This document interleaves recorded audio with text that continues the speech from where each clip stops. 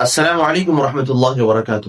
ناظرین کرام، آج میں آپ حضرات کے سامنے ڈز گاڈ ایگزسٹ جو ڈیبیٹ پیش کی گئی تھی مفتی شمائل صاحب ندوی اور ملحد جاوید اختر کے درمیان، اس ڈیبیٹ کے بعد الجزیرہ نامی جو چینل ہے سعودی والوں کا، اس میں مفتی صاحب کو بلایا گیا اور رپورٹ لی گئی اس ڈیبیٹ کے متعلق، اور وہ رپورٹ جو عربی میں ہے میں آپ کے سامنے اس کا اردو ترجمہ اور اردو خلاصہ پیش کرنا چاہتا ہوں تاکہ معلوم ہو جائے آپ لوگوں کو بھی کہ مفتی صاحب نے کن کن پہلو کو اور کن کن زاویوں کو اس چیز میں ذکر کیا ہے جو ہم لوگوں کو اس پر عمل کرنی چاہیے، ہم تمام لوگوں کو، خاص طور پر علماء طبقہ کو۔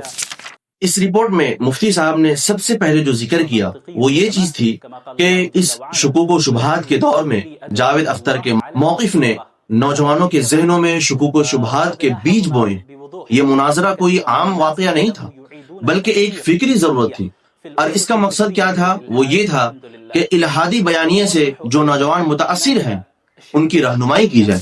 دوسری چیز جو قابل ذکر ہے وہ یہ ہے کہ ہم نے اس ڈیبیٹ کے اندر منہج عاطفیت نہیں بلکہ حجت عقلی استعمال کی، اور اس کے بعد پھر قرآن کریم کی ایک آیت ذکر کی جو قابل دید ہے، قل هذه سبیلی ادعو الی اللہ علی بصیرۃ انا ومن اتبعنی، کہ کہہ دیجئے یہ میرا راستہ ہے، میں بصیرت کے ساتھ اللہ کی طرف بلاتا ہوں۔ تیسری چیز جو مفتی صاحب نے اس رپورٹ کے اندر پیش کیا وہ یہ ہے کہ اس کے اثرات اور اس کے نتائج کیا ہوئے۔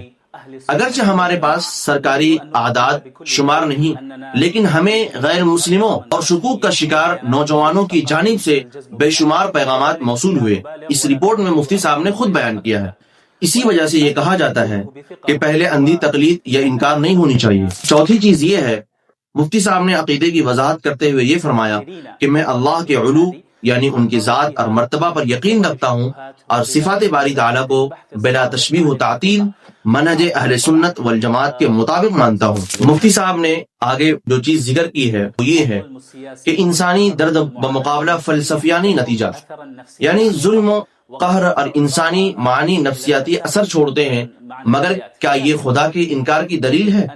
ہرگز نہیں۔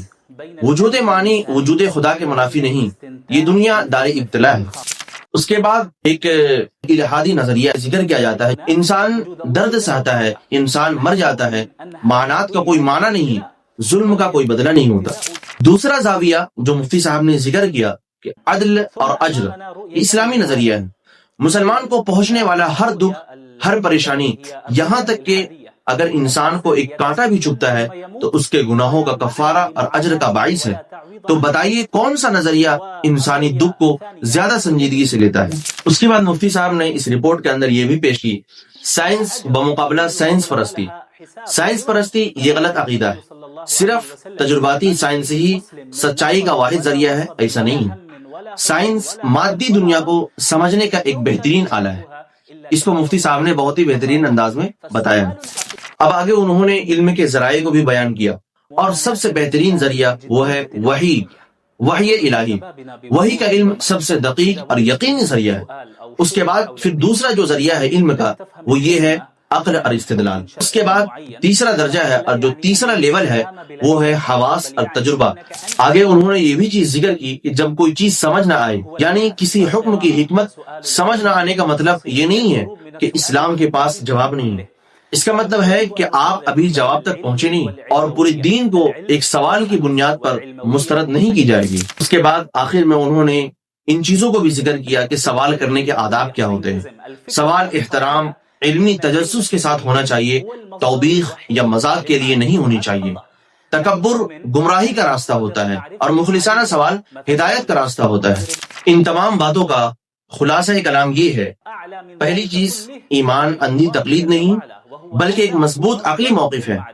دوسری چیز دنیا کی تکالیف بے معنی نہیں بلکہ عدل اور اجر کا حصہ ہے۔ تیسری چیز سائنس علم کا ذریعہ ہے لیکن واحد ذریعہ نہیں ہے۔ وہ واحد ذریعہ کون سی ہے؟ وہ وہی جو برتر ہے۔ آخر میں انہوں نے بھی ان کے متعلق ہدایت کی دعا کی، اور میں بھی دعا گو ہوں کہ اللہ تبارک و تعالیٰ وہ سب کو معاف فرمائے اور ہدایت دے کر سچائی کی راہ انہیں دکھائے۔